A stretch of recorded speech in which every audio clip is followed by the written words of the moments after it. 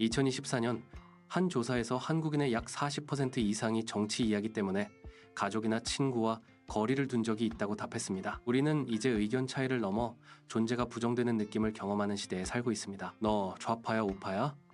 이 질문은 사실 질문이 아닙니다. 그건 심판에 가깝습니다. 오늘 이 영상은 당신을 진단하지 않습니다.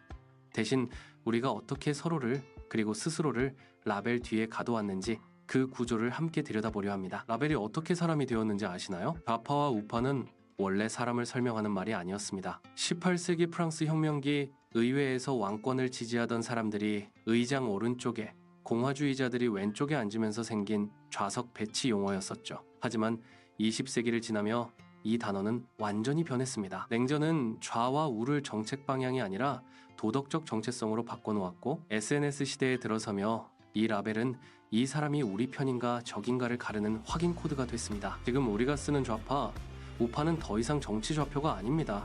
그건 사람을 빠르게 분류하기 위한 필터에 가깝습니다. 2023년 조사에서 나는 명확한 좌파다 혹은 명확한 우파다라고 답한 비율은 40%가 채 되지 않았습니다. 대부분의 사람들은 상황에 따라 다르다고 말했습니다. 실제로 한 사람 안에는 서로 다른 선택들이 공존합니다. 경제에선 시장 경쟁을 선호하면서도 복지에선 취약계층 지원이 필요하다고 생각하고 문화에선 전통을 지키고 싶어 하면서도 기술과 과학에선 급진적인 실험을 지지하기도 합니다. 정치학자들은 이걸 이슈별 태도의 묶음 혹은 번들이라고 부릅니다. 대부분의 사람은 한 방향으로 깔끔하게 정렬되지 않습니다.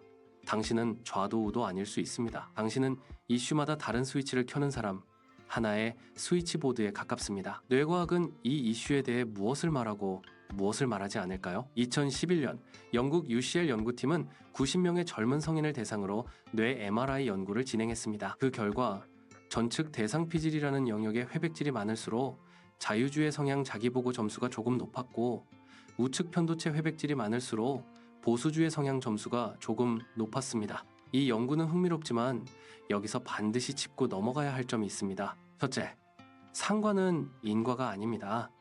뇌 구조가 정치 성향을 만든 것인지 정치적 경험이 뇌를 바꾼 것인지는 알 수 없습니다. 둘째, 효과 크기는 크지 않습니다. 설명력은 약 10에서 20% 수준으로 미약합니다. 나머지는 환경, 경험, 교육, 문화의 영향인 거예요. 셋째, 이건 진단 도구가 아닙니다. MRI로 당신은 좌파입니다, 당신은 우파입니다 라고 판정할 수는 없습니다. 뇌과학은 누가 옳은지를 가르는 무기가 아니라 왜 우리가 다를 수 있는지를 이해하는 참고 자료일 뿐이거든요. 도덕은요, 단 하나의 개념이 아니에요. 도덕 심리학자 조너선 하이트는 이렇게 말합니다. 인간에게는 여러 개의 도덕 버튼이 있고 사람마다 어떤 버튼이 더 민감하게 눌린다는 겁니다. 어떤 사람들은 돌봄과 공정에 특히 강하게 반응합니다. 고통받는 사람을 보면 마음이 먼저 움직이고 불공정에 민감합니다. 다른 사람들은 여기에 더해 충성, 권위, 성스러움 같은 버튼이 강하게 작동합니다. 집단의 안전, 질서, 전통을 중요하게 여깁니다. 그래서 같은 정책을 보고도 완전히 다른 도덕적 신호를 받습니다. 난민 정책을 볼 때 한 사람은 도와야 한다는 신호를 받고 다른 사람은 우리 안전은 괜찮은가라는 신호를 받습니다. 이건 누가 착하고 누가 나쁘다는 문제가 아닙니다. 서로 다른 주파수를 듣고 있는 것에 가깝다고 볼 수 있어요. 성격과 이념, 그리고 작은 상관 성격과 정치 성향 사이에도 약한 상관관계는 반복해서 관찰됩니다. 새로움과 다양성을 선호하는 개방성이 높은 사람은 자유주의 성향과 약한 양의 상관을 보이고 질서와 규칙을 중시하는 성실성이 높은 사람은 보수주의 성향과 약한 양의 상관을 보입니다. 하지만 다시 말하지만 이건 경향성이지 운명이 아닙니다. 개방성이 높아도 보수적인 사람이 있고 성실성이 높아도 진보적인 사람이 있습니다.